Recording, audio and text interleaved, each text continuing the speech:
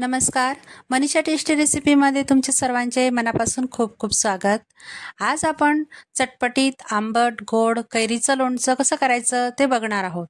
लोणचं म्हटलं तर सगळ्यांनाच आवडतं, पण काहींचं ते खराब होतं म्हणून ते करायला घाबरतात आणि करतही नाही. तर मी त्यासाठी हे लोणचं परफेक्ट प्रमाणासह आणि अजिबात खराब न होता वर्षभर कसं टिकवायचं ते अगदी सविस्तर माहितीसह तुमच्यासोबत शेअर केलेले आहे आणि काही टिप्सही सांगितलेले आहेत.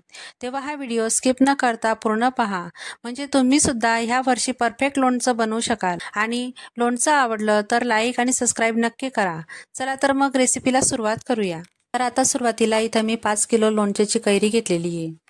बाजारात मोठ्या प्रमाणात मेच्या शेवटी लोणच्याच्या कैऱ्या येतात, त्यामुळे तुम्हाला जी आवडेल ती कैरी तुम्ही घेऊ शकता. आता मी मोठ्या साईजच्या कैऱ्या घेतलेल्या आहेत आणि ह्या कैऱ्या आंबट आणि खट्ट्या कमी असतात, त्यामुळे गुळही कमी लागतो आणि चवीला फार छान लागतात. तर आता असं देठाचा भाग असतो तो काढायचा आणि त्यातून असा चीक निघतो. तो चीक आपल्याला स्वच्छ धुवायचा आहे. हा चीक जर कैरीला राहिला तर कैरी लवकर खराब होते आणि तिला असे चिकामुळे काळे डाग पडतात, तर तेही पाण्याने स्वच्छ करायचे. तर इथं मी 2 तास कैरी पाण्यात ठेवून देणार आहे. 2 तासानंतर कैऱ्यांना असं रगडून स्वच्छ धुवून घेणार आहे. पाण्यात कैरी ठेवल्याने कैरीला लागलेला कचरा, माती किंवा चीक हा नरम पडतो आणि तो सहज निघतो. त्यामुळे पाण्यामध्ये कैरी 2 तास ठेवायची. तर असा व्यवस्थित एक एक कैरी हाताने रगडून तिला व्यवस्थित धुवून घ्यायचा आणि चीक लागलेला असता तो काढून घ्यायचा. आता या पद्धतीने मी सगळ्या कैऱ्या धुवून घेणार आहे. कैऱ्या धुवून झालेल्या आहेत आणि आता त्यांना आपण स्वच्छ कोरड्या कपड्याने पुसून घेणार आहेत. तर असं कॉटनचा रुमाल घ्यायचा आणि त्याने कैऱ्या स्वच्छ कोरड्या पुसून घ्यायच्या. अजिबात त्याच्यावर पाणी राहायला नको. कैऱ्या पुसल्यानंतर हवं तर पंख्याखाली अर्धा तास ठेवून द्यायच्या. कैऱ्या थोड्या जरी ओलसर राहिल्या तरी लोणचं खराब होऊ शकतं, त्यामुळे त्यांना असं कोरडं व्यवस्थित पुसून घ्यायचं या पद्धतीने. तर आता मी सगळ्या कैऱ्या अशाच कोरड्या पुसून घेणार आहे. तर बघू शकता कैऱ्या कोरड्या पुसून घेतलेल्या आहेत आणि आता त्यांना आपण फोडून घेणार आहोत. तर इथं कैरी आम्ही घरीच फोडतो, तर अशा सुळ्याच्या किंवा अडकित्ता म्हणतात त्याच्या साहाय्याने कैरी फोडून घ्यायची आहे. तुम्ही बाजारातही कैरी फोडून देणारे असतात, तिथंही तुम्ही कैरी फोडली तरी चालेल. तर अगोदर कैरी फोडताना असा जो देठाचा भाग असतो तो काढून घ्यायचा आणि नंतर कैरीचे असे तुकडे करत चालायचे. हे बघा, या पद्धतीने अशा फोडी करत चालायच्या. आता ही मी मोठ्या साईजची कैरी घेतलेली आहे, त्यामुळे थोडा वेळ लागतो कैरी फोडताना. जर तुम्ही गावरान कैरी किंवा छोट्या साईजची कैरी घेतली तर ती लगेच 1-2च झटक्यामध्ये फुटते. आणि एक अजून टीप, कैरी फोडताना अशा एकाच झटक्यात कैरी फुटली पाहिजे. त्यामुळे काय होतं तर कैरी खराब होत नाही, लोणचं खराब होत नाही. तर आता इथं मी थोड्याशा कैऱ्या फोडून घेतलेल्या आहेत. तर तुम्हाला दाखवते, या साईजच्या कैऱ्या फोडून घ्यायच्या आहेत. तर मी इथं मीडियम साईजच्याच कैऱ्या फोडून घेतलेल्या आहे. आणि आता असा कैरीच्या आतील गाभा किंवा त्याला आठळी म्हणतो आपण, त्या काढून घ्यायच्या आहेत. त्यामुळे काय होतं की कैरी लवकर खराब होत नाही आणि लोणचं व्यवस्थित वर्षभर टिकतं. आता ह्या कैऱ्या सगळ्या फोडून झालेल्या आहेत आणि त्यांना मी आता पुसून घेणार आहेत, कारण त्याच्यावर कचरा लागलेला असतो किंवा फोडताना अशा ओलसर झालेल्या असतात, तेही व्यवस्थित स्वच्छ होऊन जातं. म्हणून अशा कपड्याच्या साहाय्याने व्यवस्थित कैऱ्या पुसून घ्यायच्या. आता इथं बघू शकता मी पंख्याखाली ह्या कैऱ्या 2 ते 3 तास अशाच ठेवून देणार आहेत. सगळ्या अशा व्यवस्थित कपड्यावर पसरवून घ्यायच्या आहेत. आता आपण मसाले बघून घेणार आहोत. तर इथं मी धने, शोपा आणि मोहरी डाळ घेतलेली आहे. तर मी हे तिन्ही जिन्नस पावशरच्या मापाने घेतलेले आहे, म्हणजे 250 ग्रॅम सगळे तिन्ही जिन्नस घेतलेले आहेत. तर त्यांना आता आपण मिक्सरमधनं बारीक करून घेणार आहोत. तर आपल्याला जास्त बारीकही करायचे नाही, तर रव्यासारखे आपल्याला हे व्यवस्थित बारीक करून घ्यायचे आहेत. तर आता आपण खडे मसाले बघून घेणार आहोत. तर इथं मी विलायची 5 ग्रॅम घेतलेली आहे. मी इथं वेलदोडे घेतलेले नाही आहेत, तर अशी खड्या मसाल्यांमध्ये वेलची मिळते ती घेतलेली आहे. नंतर 5 ग्रॅम लवंग घ्यायची आहे. त्यातील 1 चमचा लवंग मी बाजूला काढून घेतलेली आहे. नंतर 2 चमचे मिरे घेतलेले आहे. नंतर 2 चमचे कपूरचिनी घेतलेली आहे, अशी तिला मागे दंडी असते. नंतर तुम्ही हे सगळं साहित्य आवडीनुसार कमी जास्त करू शकता. नंतर पाव वाटी मेथ्या घेतलेल्या आहेत. मेथ्या थोड्याशाच घ्यायच्या आहेत. नंतर दालचिनीचे 2 ते 3 छोटे तुकडे घेतलेले आहेत. 1 चक्री फूल, त्याला आपण बाजा पण म्हणतो, ते घ्यायचं आहे. 1 ते 2 तमालपत्र घ्यायचे आहेत. आता आपल्याला चक्री फूल, तमालपत्र आणि 1 चमचा लवंग मिक्सरमधनं बारीक करायचं नाही आहे, तर बाकीचं साहित्य आपण बारीक करून घेऊ. तर आता मी इथं मोहरी डाळ, शोपा आणि मसाला, धने मिक्सरमधनं बारीक करून घेतलेलं आहे. तर धने आणि शोपा हे थोडेसे जाडसरच रव्यासारखे, त्यापेक्षाही थोडे जाडसर असे आपल्याला बारीक करायचे आहेत. या पद्धतीने तुम्ही इथं बघू शकता. आणि मोहरी डाळ बारीक करताना थोडीशी 1 ते 2 पल्स मोडवरच फिरवून बारीक करून घ्यायची आहे आणि मसाला आपल्याला पूर्ण बारीक करायचा आहे. आता हा मसाला झाला. आता आपण हळद, मीठ, तिखटचं प्रमाण बघणार आहोत. तर इथं मी 4 ते 5 चमचे लाल तिखट घेतलेलं आहे आणि अर्धी वाटी जे काश्मीरीत लाल तिखट म्हणतो आपण ते घेतलेलं आहे.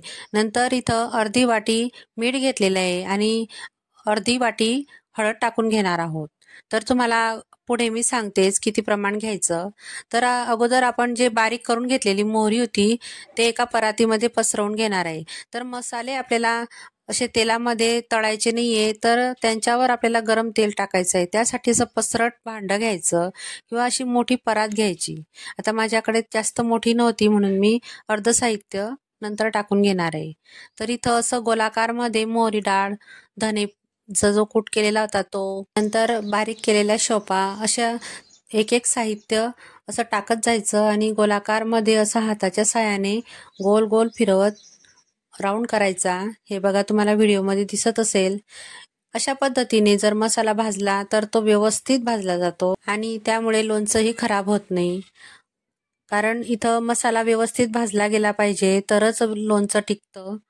आता इथं बघू शकता शोपा सगळ्या टाकून झालेल्या आहेत आणि आता राहिलेला जो मसाला होता आपण बारीक करून घेतलेला तो टाकून घ्यायचा आहे. तर इथं असे राऊंड करून घ्यायचे आहेत. जर मोठी परात असेल तर तुम्ही याच्या अगोदर मीठही पसरवून घेतलं तरी चालेल. आमच्या खानदेशामध्ये याच पद्धतीने लोणचं टाकतात. तर आता तेल गरम करून घेणार आहोत आपण. तर इथं मी एका पातेल्यामध्ये 1 लिटर तेल टाकून घेणार आहे. तर इथं मी सोयाबीनचंच तेल घेतलेलं आहे.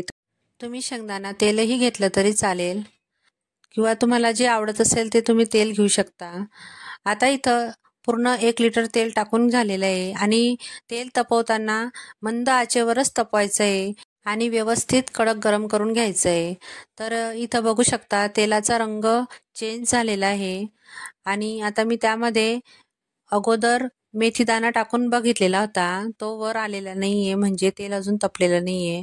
तर परत थोड्या वेळाने मी जे मिरी असते ती टाकून बघितलेली आहे आणि ती अशी वर आली म्हणजे समजायचं आपलं तेल व्यवस्थित कडक गरम झालेलं आहे. तेल तपवताना अजिबात मोठा गॅस करायचा नाही, मंद आचेवरच तेल कडक गरम करून घ्यायचं आहे.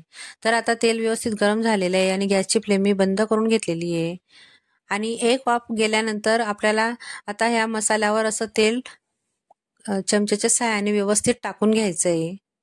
अगोदर थोड्याशा भागावर टाकून पाहायचं. जर जास्तच काळं पडत असेल मसाला तर थोडं थांबून जायचं आणि असं थोडं थोडं करत मग तेल टाकायचं.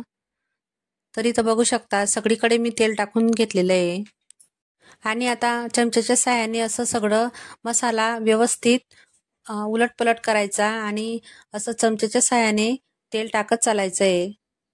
तर इथं बघू शकता मी तुम्हाला व्हिडिओमध्ये दाखवते त्या पद्धतीने करायचं. हे बघा सगळीकडे असं तेल सोडायचं म्हणजे मसाला सगळीकडे असं व्यवस्थित एकसारखा भाजला जातो. आता हिंग टाकून घेणार आहोत आपण. इथं मी 5 ग्रॅम हिंगाचे खडे घेतलेले होते आणि त्याला असं बारीक करून घेतलेलं आहे आणि त्यातील थोडासा हिंग राहू दिलेला आहे मी. आता त्यावरही गरम तेल टाकून घ्यायचं आहे आणि त्यालाही व्यवस्थित मिक्स करायचं आहे. नंतर अर्धी वाटी हळद घेतली होती तर त्यातून 3 ते 4 चमचे मी हळद टाकून घेतलेली आहे. नंतर अर्धी वाटी लाल काश्मीरी तिखट आहे ती टाकून घेतलेलं आहे आणि 4 ते 5 चमचे जे गावरान मिरचीचं लाल तिखट होतं ते टाकून घेतलेलं आहे. त्याच्याने स्वाद फार छान येतो. आता ह्या सगळ्या साहित्यांवर परत 1 वेळा मी तेल टाकून घेणार आहे आणि हे व्यवस्थित मिक्स करून घ्यायचं आहे.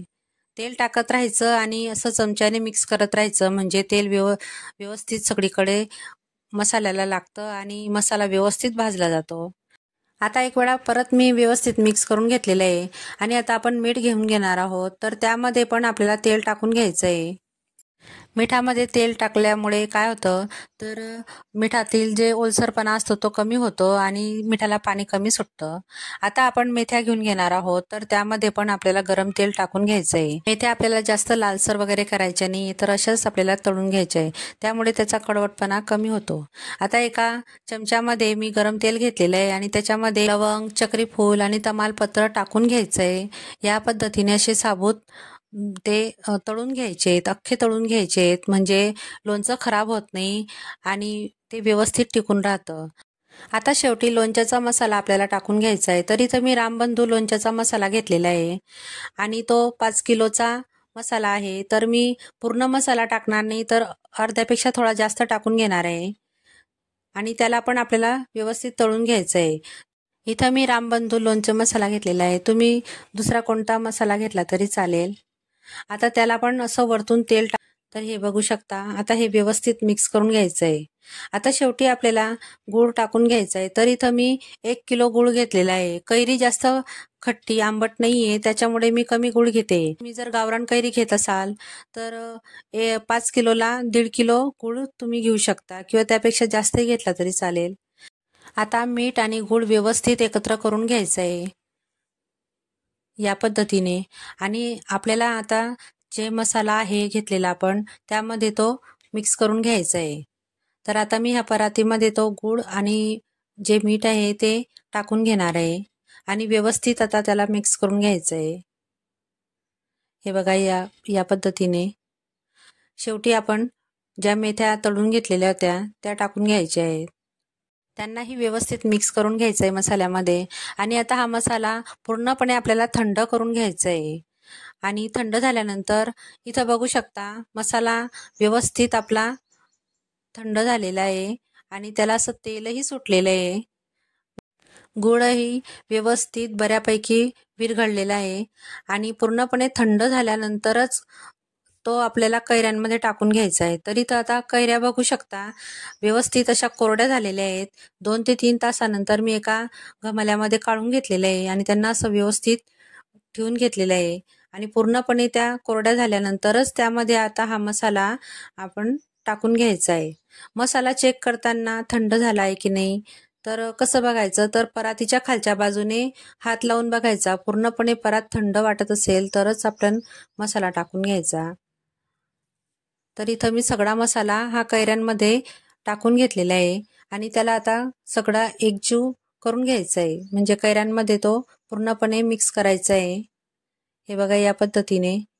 तुम्ही हातानेही केला तरी चालेल, पण जे कैरीची फोड असते तिचा जो गाभा असतो कडक तो हाताला लागण्याची शक्यता असते, म्हणून असं चमच्याने व्यवस्थित मिक्स करून घ्यायचं.